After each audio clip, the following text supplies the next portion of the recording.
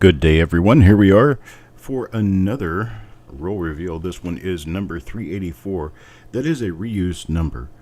We did the 1947S under that, but we decided to use the flips for 374 again because, well, it was a redo. Anyhow, we're reusing these numbers, the 384, so that we can use the flip inserts. So here's reveal number 384. This is an original wrapped roll of 1972D. Hoping for some nice RPMs, double dies, something of some great nature in this. Let's take a look and see what we get out of here. I'll go ahead and start opening the roll. Little nifty roll opening device that I found. Made of plastic. Doesn't scratch or damage the coins at all. And I'll get this end of it done. Oh, Tim. Good morning, sir. And Malcolm, good morning to you.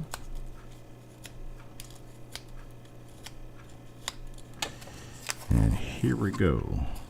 Oh, I've got a little label here. Going to get in my way. We're going to try to anyway. There we go. And here we go. Wrapper over the coins.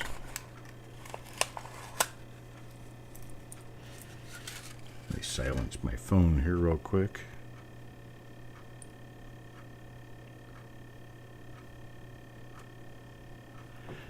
Alright. Ready to get started. Roll looks nice. Here's coin number 1. Donnie Wayne. Donnie Wayne up for coin number 1. Let's see what coin number 1 turns out to be. Well, this one is not an RPM.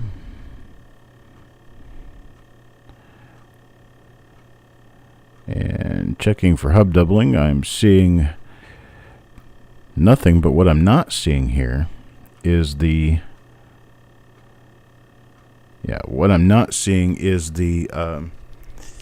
master die doubling that is indicative of having no double dies. This one is not the master die doubling, so there's a decent chance that we could find a double die here. I did have my coffee. Thank you, Tim. The issue that I am having this morning, call it an issue. Oh, let's look at the reverse on this one. We actually do have a chance of finding 1972D double die reverse. The number 1 shows a bit of the roof under the primary roof, or the ceiling, I'm going to say the ceiling, underneath the primary ceiling above the statue. No doubling here. Now, I don't know what my issue is this morning, but it involves a lot of yawning. I'm not tired. I'm not sleepy. But I am yawning a lot. I was actually considering not doing the shows this morning because of that. But the world has to continue moving, even though I'm not perfect. Here's one of our... they call this a damaged mint mark punch, but it looks like it's doubled to me. There's an upper serif there, and there's a little line of separation running straight across the top here. But we're going to not call that an RPM because it has been unlisted by a number of attributors at this point. So we will skip it and not call it an RPM, although I do tend to disagree slightly with that assessment and believe it to be a wee little tiny RPM. Right down here is a die clash mark with part of the roof of the building. That's this right here. Other than that, we've got really nothing going on this one. I'll go ahead and flip it over and take a look at the other side, see what happened there.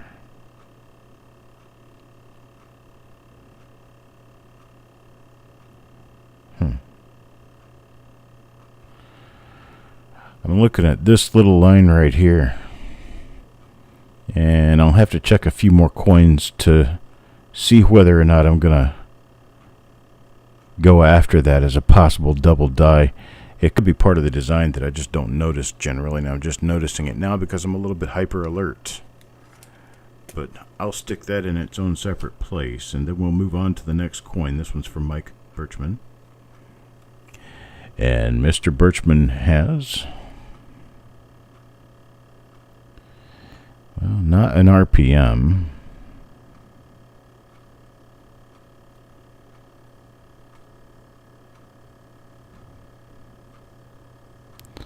It's not a double die obverse. There's another part of a clash mark there, and part of the roof clash down below the RT, and then here off the back of the head is a straight line. That is part of the base of the memorial, and there's actually part of one of the columns right there. Looks like they sufficiently, see, here's part of a column, and then here's another part of a column.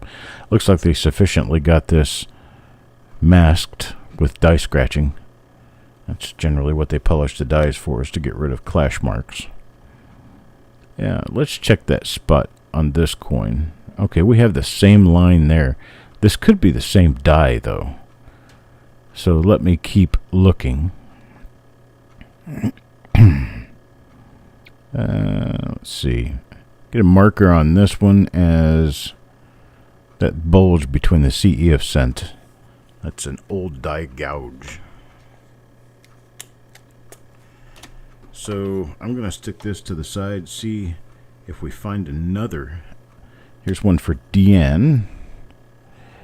DN will get this coin. This one is not an RPM, and it does not appear to be a double die obverse. This one has the master die doubling.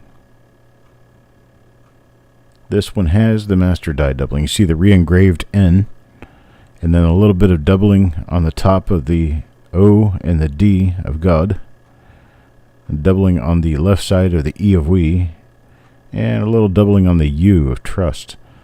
So this one is definitely going to be a different reverse die. So we can use this one to test our little theory that our previous coins have been somewhat double dies, and I believe we do have a hit there with regard to those being double dies. We do not have that same mark on this coin. So I'm going to go back to coin number 2 and take a look at coin number 2 again. I'm sorry, coin number 3. Coin number 3. This one's coin number 4. So DN has nothing here. We go back to this coin number 3, and we look at this line right here, which does not exist. This line right here does not exist on coin number 4. It is not part of the obverse design, because the obverse design in this area would show his throat, which would not be a straight up and down line. It would be a curved line. So this, to me, appears to be doubling of the 6th column. So that would be a first, I do believe. I don't think there is a double die listed that looks anything like this for 1972.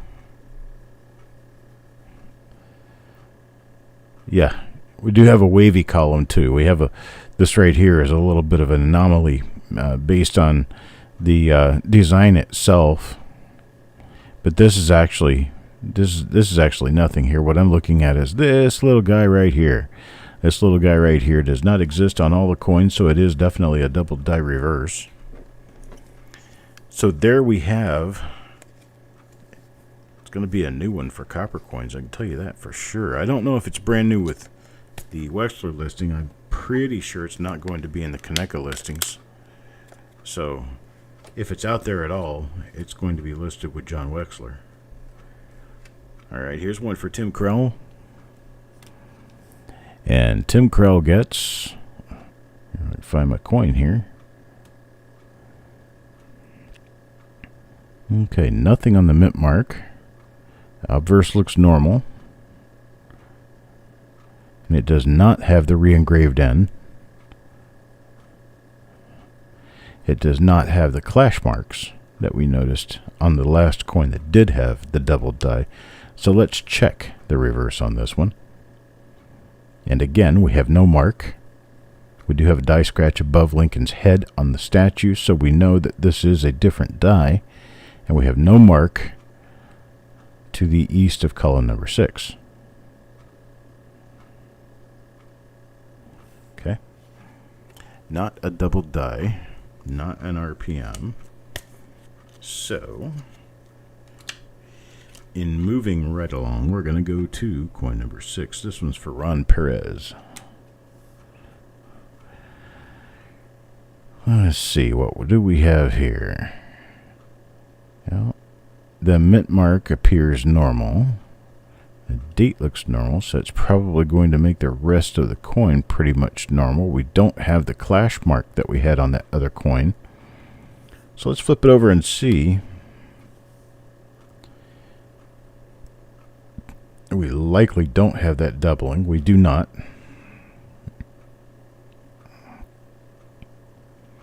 We got nothing going around on this coin, so Ron gets a normal one.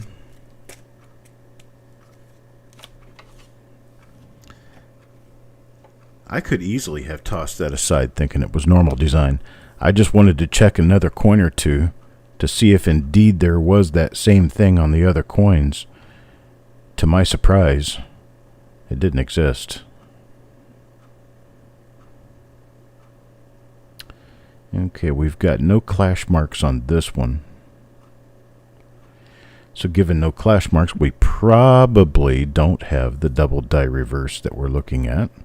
No, we don't. I check around looking for anything else that matches up for me here as being doubling of any kind, and I don't see anything, so we're going to keep moving. This one's for Donnie Wayne. Let me do coin number 8 now. Coin number 8 from Malcolm. Mr. Malcolm gets coin number 8. This is coin number 8. This one looks like it's also not going to be the double die reverse with clash marks on the obverse. Oh, wait a minute. Maybe it is. It could be. There's your clash mark. There's your 2 columns. There's part of the roof. Roof or roof. I don't know how you're going to say it. Depends on who you are, I guess. Let's get a marker off of this. How about that long die scratch running parallel to the front of the vest here in front of the D mint mark? That can be a die marker for that. Let's flip this over and take a look and see what we come up with on the other side. Hopefully we have that doubling, and we do. So we definitely have a double die. Definitely have a double die. Column number 6 to the right. This is a class 4 hub doubling. It's going to be a class 4. It's going to be an offset hub doubling. Basically what happened was the first hubbing or two, one of the first couple of hubbings that they did on that die was off center. So the subsequent hubbings that flattened the design out onto the die were moved slightly to the left. Having moved them slightly to the left, the little mark shown by that column there near the center of the design stuck around. Okay, this one appears not to be the same die. This has got a lot more die scratches on it, and it does not have the clash mark. But that little line left behind was from an early hubbing of the reverse die. We do not have it there. Got a little speck mark there that looks like a small die gouge. Got another little die gouge up at the top of bay number 5. Bay number 5. This one right here. Got a little line right there. That's a clash mark. That's not a clash mark. That's a die gouge. I had it right the first time. A little die scratch. And take a look at the rest of the reverse, and we come up with nothing of note. So here we go. Coin number 10 now. Coin number 10, Mr. Yeoman.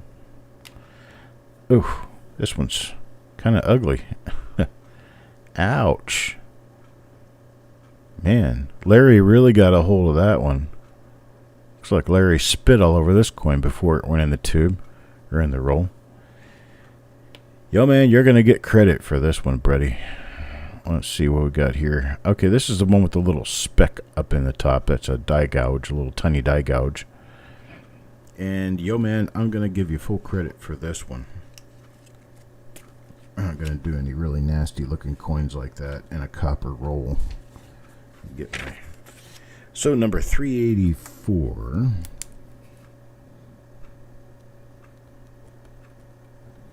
Coin number 10. Yo, man. Alright. Here's number 11 for us. This is going to Paul Fitzgerald. Paul Fitzgerald. What does Paul Fitzgerald get? Yeah, it looks like a normal date mint mark area.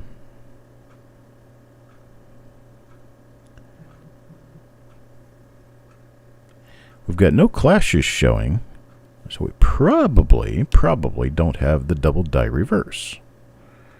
And we don't. And we keep looking around to see if we can find anything else. There are a number of double die obverses to be watching for on 1972D Lincoln cents. Almost as many as there are for the Philadelphia Mint. Very nice array of double dies known. This one's for Eric, and it looks like Eric is not going to get the double die reverse here. We keep looking anyway. No clash mark. There is a clash mark. It looks like a little bit of a clash mark right down here under the RT, but it's not quite the same. It's not the same as the other ones that we've been looking at. And our proof is going to be right here. There is no doubling of the column next to the statue, or on the opposite side of the column from the statue. And nothing on the reverse here. As you can probably already pick, we are going to be looking at all the obverse and reverse sides of these coins. 1972D reverse is not something that a lot of people have paid a lot of attention to. That's going to make the possibility of new discoveries quite a bit larger than, say, 1983, where everyone has always looked at the reverses, and, well, there are a couple of nice double die reverses, but you're not likely to find a brand new one, not nearly as likely as you would be with a 1972D. But we're going to find out more as we go on through the day, because the very next reveal, scheduled to happen at 11:30, is going to be a 1983 Philadelphia roll. It's Connecticut National Bank. It's an original bank wrapped roll. Now, with the zinc years, especially these early zinc years, I can guarantee nothing about what's on the inside of the roll. I can't give refunds on those. Here's another that looks like it's going to end up being the double die reverse. Has all the indicators that it's going to be one of them. And for Orig, let's see what we get. And it is. There was only one double die reverse that I know of on the reverse of 1972. Now there are two of them, because this one is new. It may not be new to the Wechsler system, I don't know, but it is definitely new to copper coins.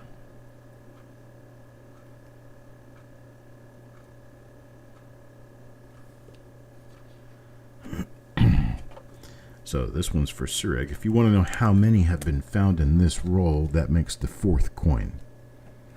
Makes the fourth one found so far in this roll. But the first I have ever seen of this die. This one is not going to be the double die. The heavier die scratches around the date, and the lack of one that parallels the front of the vest tells me that this is not that die. It's the one with the little speck in it. See the speck right where the doubling is on the others? It's a little raised speck on the coin showing that there's a little die gouge there. Die gouges are actually gouges or scratches, heavy scratches or dings in the die. Well, when you sink into the die and mint a coin with it, it ends up raised. And so that is why a die scratch or a die gouge, when you look at it on a coin, is going to be raised, because it's the exact opposite of what you see on the die. Anything sunken in on the die is going to be raised on the coin, and vice versa.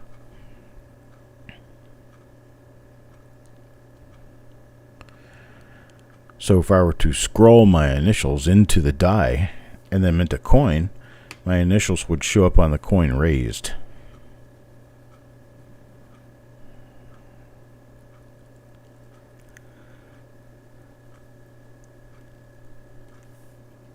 Nothing noted there.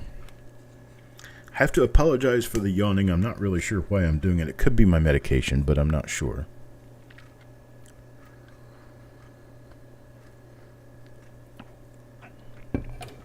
I've had a very acute change in my sense of smell over the last few weeks. Very, very strange, but it's been probably about 3-4 weeks now. I have had this going on where things that normally smell pretty good to me, not everything, but some things, just a few, that normally smell pretty good to me, suddenly smell horrible. My shampoo being one of them. I have to change brands of shampoo or something because the shampoo I've been using smells horrible to me now. And I thought, okay, well, maybe my bottle of shampoo went bad, so I'll just go get a new bottle of shampoo. Well, the brand new bottle of shampoo smelled exactly like the old one. Then I tried using my wife's shampoo, and it stunk too. So something with me, my sense of smell, and shampoo is not working out very well.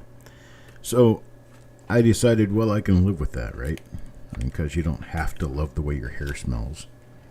I mean, that's, I don't know, I guess that's kind of an esoteric thing, kind of an extra. Well, I went in to eat breakfast, and my wife had bought some blueberry muffins. So I went to have a blueberry muffin, and the muffin smelled just like my shampoo does. Horrible. Over-polishing issue there, where you've got too much polishing, and your wee turned into a woof.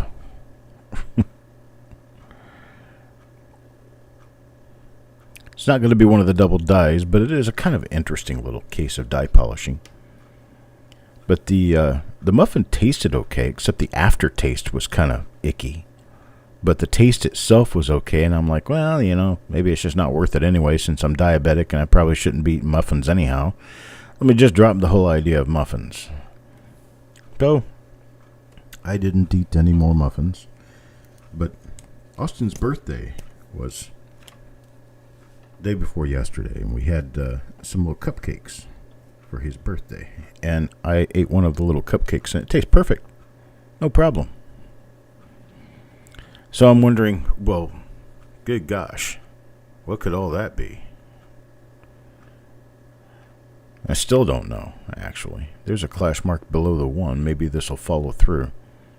We don't have the parallel die scratch out in front of the vest, so maybe this is a different die.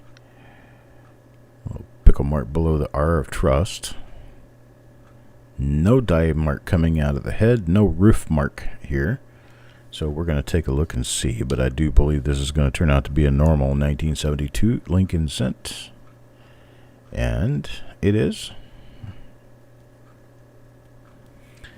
So I thought, okay, well, shampoo and muffins, no problem. I'll stay away from muffins, and I won't eat my shampoo. I won't do my shampoo anymore, right? Well, the other day I had a banana for the first time since the onset of this issue. And guess what? My banana wasn't any good either. Perfectly nice, ripe banana, beautiful looking banana, nice and yellow with just a couple of little tiny darker spots to show that it's starting to get really sweet. Bust into it and eat it, and it tastes like, well, it tastes like banana, but it smells like, the best I can say is a rotten floor cleaner mixed with the horrible aftertaste of a diet soda. You know, you get that horrible aftertaste when you drink diet soda. Well, so a little bit of history about me, and my reasoning for telling you is because of this smell issue. I had COVID, and I caught it right around the 25th of November, right around Thanksgiving. And it stuck with me, and it was really bad from about the 28th, 29th of November through about the 3rd or 4th of December. On the 5th of December, my fever broke, and I got out of bed for the first time in 3 days. And on the 6th of December, I felt okay. So I had a COVID test done, and I came out positive. And after that, my symptoms, like being tired or muscle aches and stuff like that, slowly went away. They went away through the month of January. So we're talking about December and January. I didn't feel very well. So come February, I was perfectly fine. Everything was fine. Everything was normal, right? Absolutely everything normal. As I don't drink any diet soda. I don't drink any diet nothing, because the diet sweeteners are an allergen for me. I accidentally drank a Diet Dr. Pepper one time and nearly ended up in the hospital from it. I am allergic to that, to aspartame, and I think it's just aspartame. It's whatever Equal is. I think that's aspartame. I'm allergic to that, like deathly allergic to it. So I was perfectly fine for over a month, almost 2 months. Actually, more like 2 to 3 months. I was actually perfectly fine. My sense of smell was... Now, I did lose my sense of smell during COVID. But when my COVID broke around the 6th of December, it took me about a week and a half to 2 weeks. My sense of smell returned. And it was normal. So through Christmas and New Year and Valentine's Day and Martin Luther King Day, all the way through those holidays, all the way into March, my sense of smell was perfectly normal. Then toward the very end of March, beginning of April, my sense of smell took a turn for the worst. And I ended up with the symptoms that I'm discussing. So I have no idea why, but there are a number of things that to me smell like a mix between some sort of citric floor cleaner, no sweet taste at all. It's mostly a sour taste, and it has the aftertone of what kind of tastes like kind of like an aspartame aftertaste. It's that real bitter aftertaste that you get when you deal with those diet sweeteners.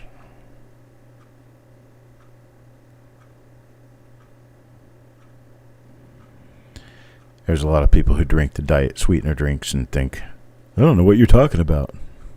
I don't see how you cannot taste it. They're horrible.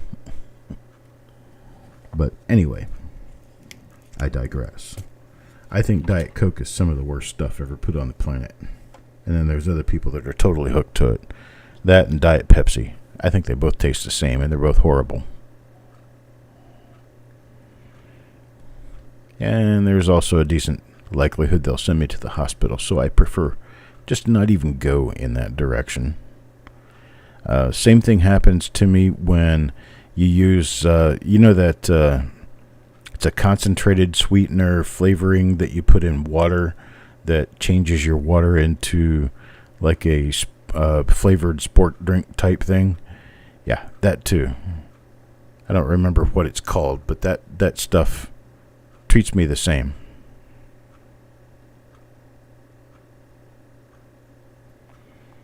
But it's that nasty taste that the diet sweeteners give that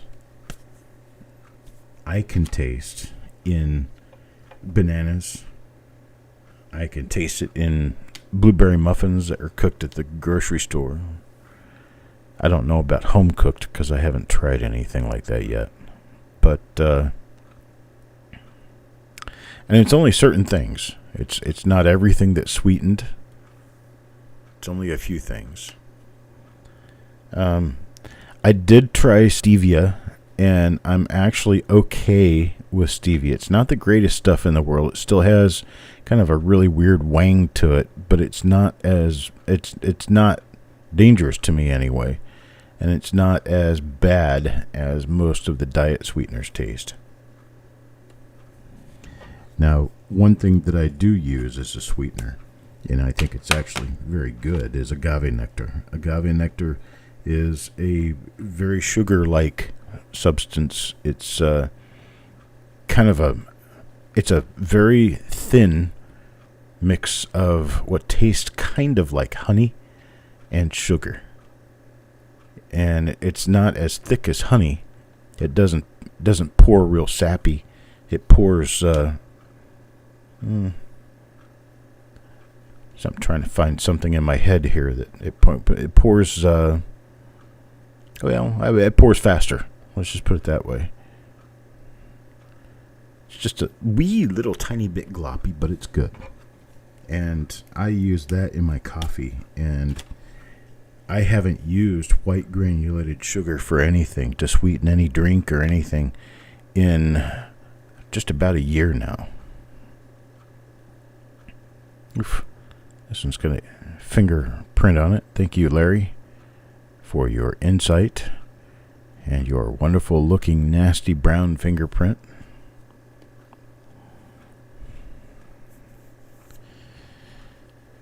And this one turns out to be a nothing.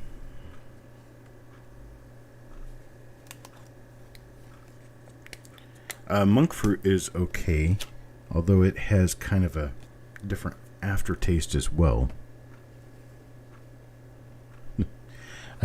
I don't do tequila, but agave nectar is good. I'm not a fan of tequila. I've never had a tequila I actually like. They're all kind of raunchy. They're to me they're kind of raunchy. They are very it's a very heavy kick, and I don't like it.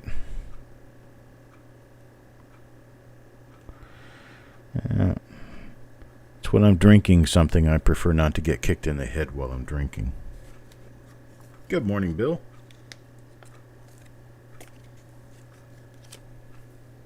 Yeah, to kill you. I am not a fan at all. Tequila is not my friend.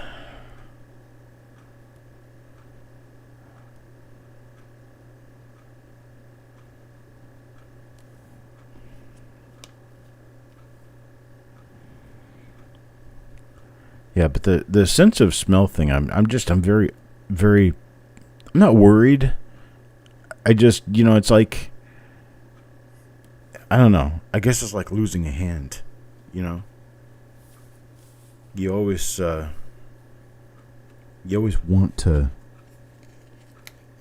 have all your digits and everything, but when you're missing a hand, it would be like, well, I'll never get that back.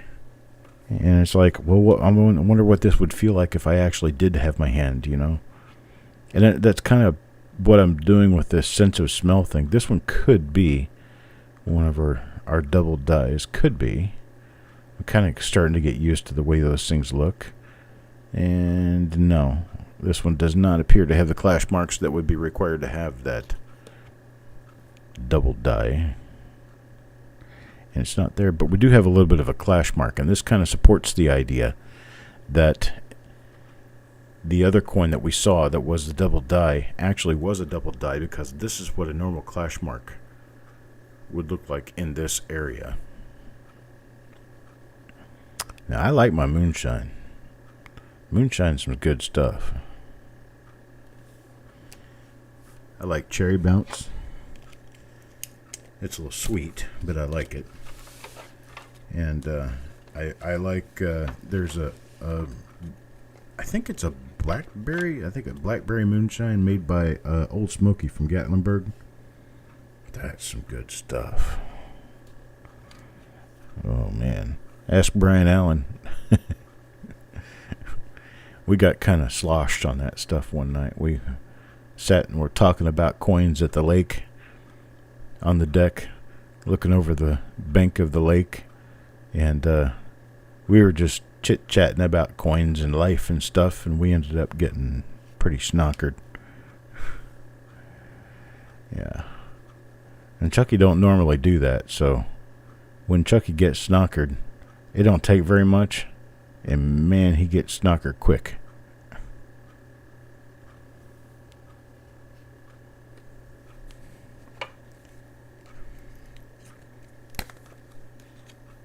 Angie, don't you live near the West Coast? If you live near the West Coast, do you get Old Smoky? I didn't know they distributed that far west. So I think I remember mailing a package to you, and you were in the Pacific time zone.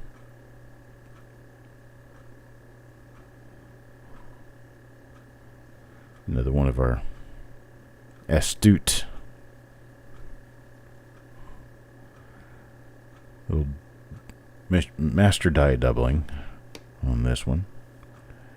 The coins aren't in the best condition. It isn't one of the nicest, prettiest rolls, but I did get it as an original roll. It was an original roll, and we are finding double dies in it, so there's not really a lot I can do to make promises about condition or anything else. But when you get a really nasty coin out of one of these rolls, I like to replace it with something else, give you a better chance at something good some other point in time. This one's not going to be the double die because it does have the clash mark below the 1, which is not shared by the die that has the double die.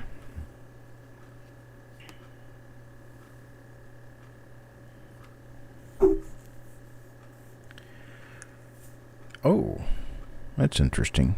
That looks like a little clash mark right there. That is clash mark of, appears to be bottom of a date digit. Let's see.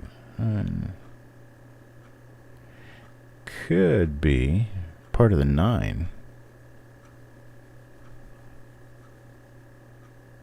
That's interesting. Yeah, this is the, I think this is the top of the 9 right here. Your 9 would come around this way and come down here. And then your 7, this could be part of the 7, but it doesn't look like it. That looks more like, I don't know what that is. It looks like die scratches, older die scratches or something. This right here is part of the front of the vest. So the mint mark would be right down in this area.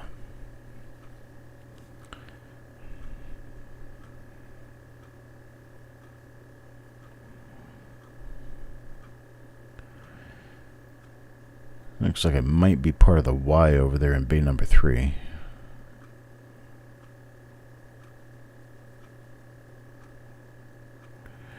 Oh, moonshine's sneaky, but it's good. Oh, you live close to Memphis? I didn't know that. For some reason, I thought you lived in the Pacific time zone. Guess I'm not paying very good attention, huh? Must be somebody else I was mailing to that lived out on the left coast.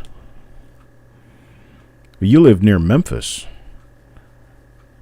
You live in the area that was my stomping ground back in the 80s, 70s and 80s. I graduated high school in Memphis, Tennessee.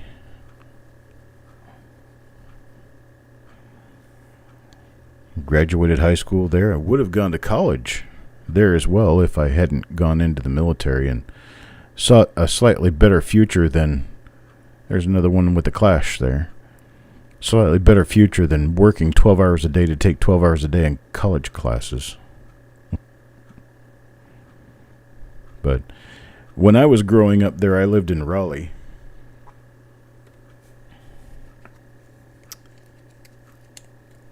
And lived in Raleigh, and I went to Raleigh, Egypt, junior high school. And then I ended up going to Overton High School to do an understudy in art at Overton High School. That's down in the neighborhood of what used to be the Mall of Memphis. They tore that down and it ended up an empty lot for a number of years, and then they turned it into, I guess it's a trucking transport company. That's interesting. I don't think that's a double die, but I don't know what it is. It's like some sort of a die gouge or something. Let's take a look at what the double die looks like. Double die. Let's go here and go to copper coins and then search 1972.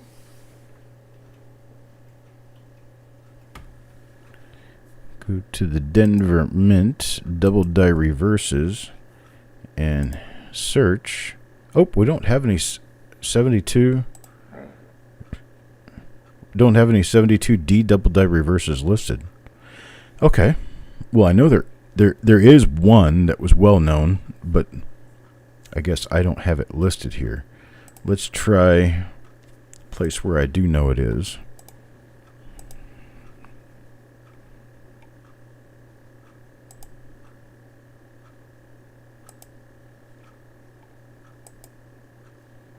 There it is. So it's just not the same. Not the same thing. Somewhat close, but it's definitely not the same thing.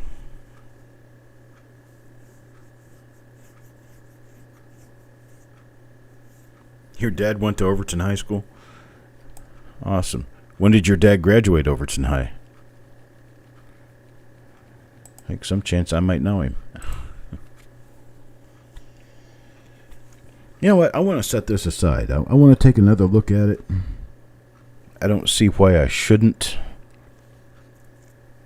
So for Adam, I'm going to set this aside. We're going to take a look at it and see if maybe it could be another different double die reverse. Here we go with another 1972D. And this one, pretty nice and clean. The design, anyway.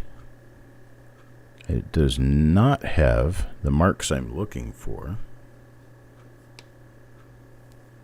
You saw a couple of more of those a little bit back. Okay, well, I'm going to hold it out and let Eric take a good look at it. When he takes a look at it, he will notice any others that are still in the roll. Because he does go through the roll after I go through it. He goes through it again. Here's coin number 38 now. Oh yeah, it's gotten really bad in Memphis. Memphis is a kind of a desperate place for some reform, which is really kind of horrible because I spent so long in Memphis, loved the place, grew up there, but now really has very little reason to return. I looked around in the neighborhood that I had lived in at one point in Raleigh, and there used to be a Cecil's grocery store at the corner of Yale and Austin P. It's gone. Used to be a Service Merchandise there. It's gone. Used to be a shopping center there that had recruiters for all the different military branches. It's actually where I joined the Air Force. It's gone. Used to be a Britling cafeteria there where you used to be able to go and get an evening meal and a Memphis Chicks baseball card. It's gone.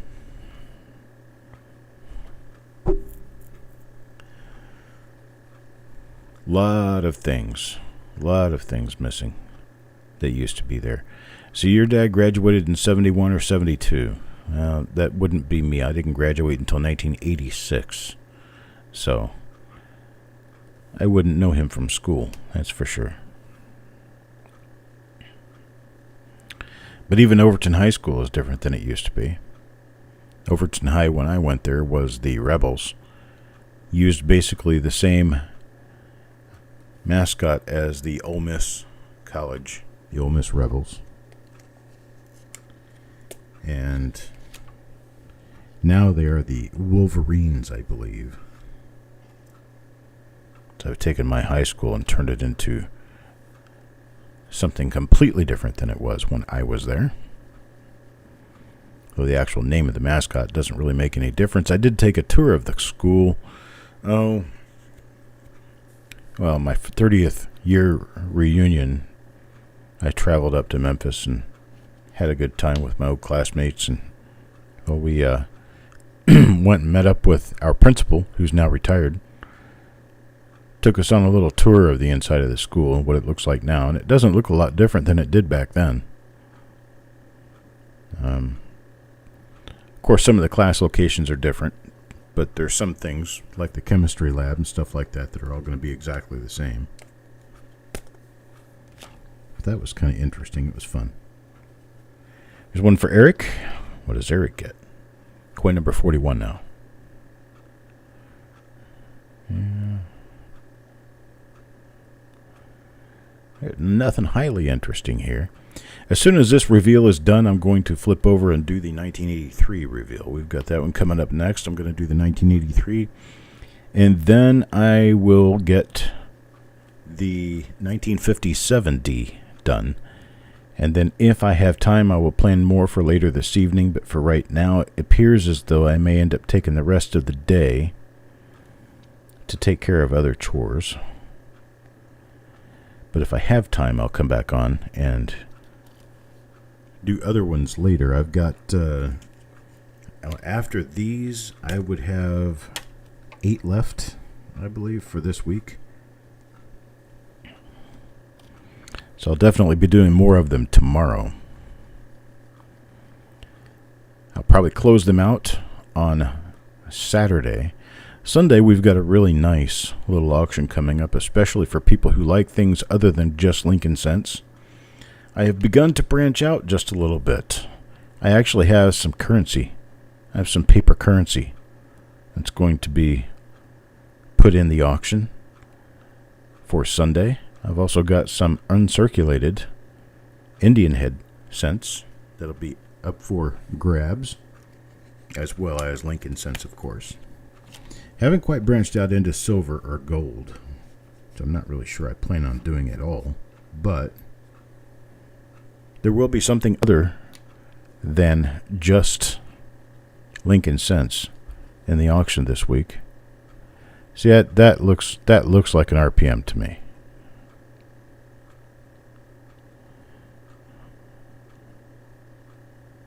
So I might even keep that out just to let Eric take a look at it and see if it matches up with any of the delisted stuff. But it looks like an RPM to me.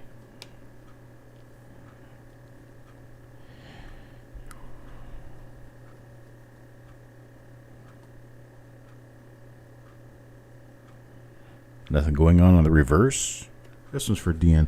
I think I'm going to hold this out, let Eric take a look at it and say, okay, well, no, it's not really an RPM. And I'll be like, okay, whatever. But I tried. Here's Angie Crowell, our new friend from near the Memphis, Tennessee area. Well, I really wish that I could go back and visit my old town the way it was back in the day. I can remember Summer Avenue actually being one of our main drags where we would go. I can remember the Admiral Benbow Inn. I can remember the Fred P. Gaddis store. There are a lot of things that were there in the 70s and 80s that are probably no longer around.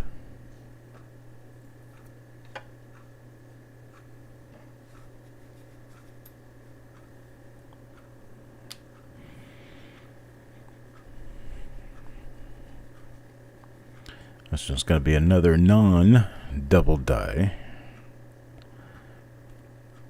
Gotten to a point now where I recognize those die scratches in around the date. And I've seen this die a few times before.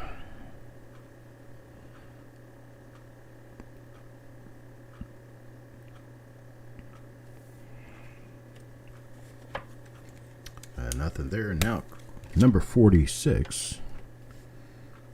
Robert Wookich. Here's one for Robert Wookich.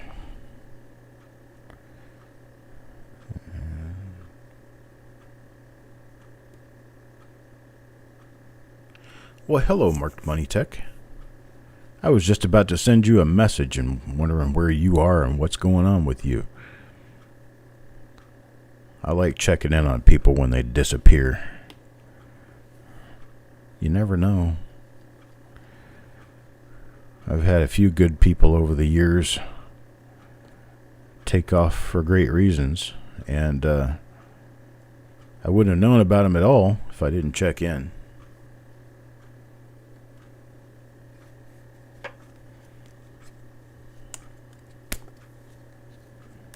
Wow.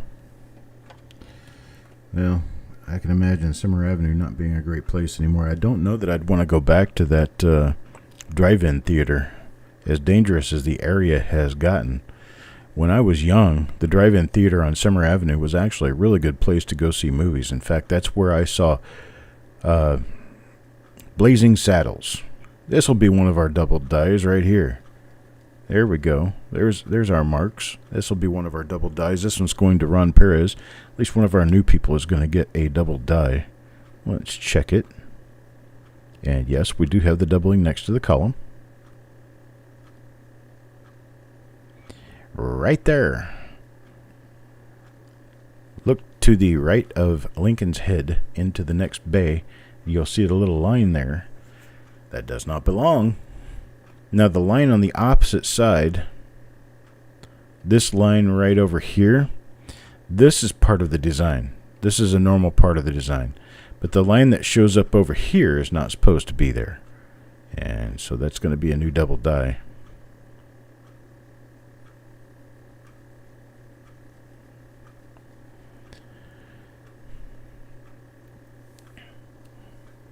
And this one's for Ron Perez. Forgive me if I'm not pronouncing that correctly. Some people with Hispanic names prefer that their name be pronounced in an anglicized form, and other people prefer the Spanish form. So it's either Perez or Perez. I don't know which one. I haven't spoken with Ron yet. Is this another one? This is another one. This one's going to be for Penny Hoarder. Penny Hoarder will get a double die. Got a nice little clash. Let's take a look. And yes, it's there.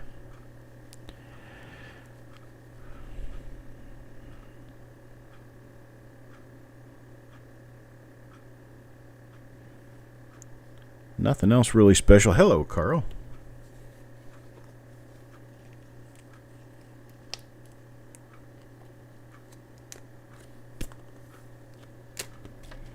That one's going to be one of our double dies. Now let's check coin number 49 for Donnie Wayne.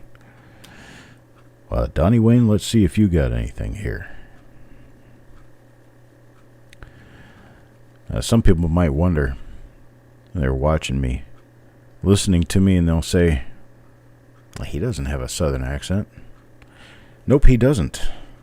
He left Memphis shortly after he graduated in 1986 and never went back. I've been out of Memphis now for over 30 years, over 35 years.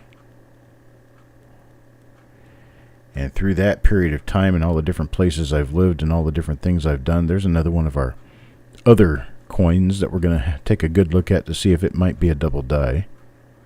It looks like it could be. So we'll take that out for Donnie Wayne. We'll set it aside.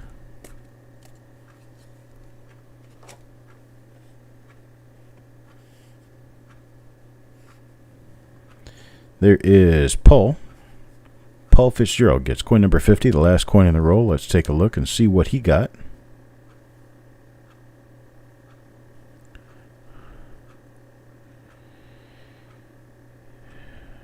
And it looks like we're going to have another one of the double dies. Another one of the double dies with our nice little clash mark on this side. Let's take a look at the other side and see if we did indeed end our roll hunt here with a double die, and we did.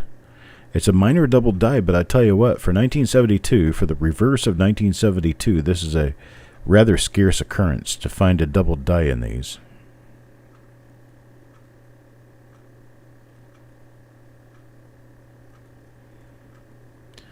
So, that's what that is. We have a relatively decent sized stack of normal coins, as would generally be expected with the 1972 D-roll. But then for die varieties, let me get this split here. There we go. I'll stack them equally here. There we go. But then for die varieties, we've got that double die that we found.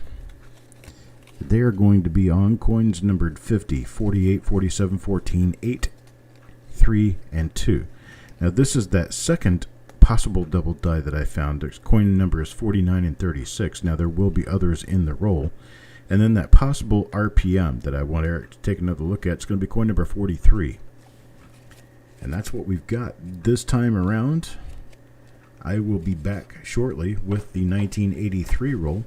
For those who don't have time to stick around, I appreciate it. You guys take care. And don't forget that there will be a nice auction coming up Sunday where there's going to be some items that we have not yet ever had. A couple of those items. Here, let me get them. You're not going to be able to see a lot of it, but here's one of them. Yep, 1917, $1 note.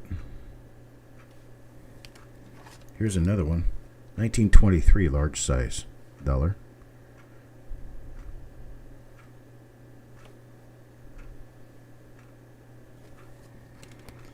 So there's a couple of the items that we're going to have coming up for auction on Sunday. And if you've ever wanted to own a beautiful piece of currency, these are they. And they are not very expensive. So anyhow, I'll be back in just a few minutes with 1983 Philadelphia. Talk to you then.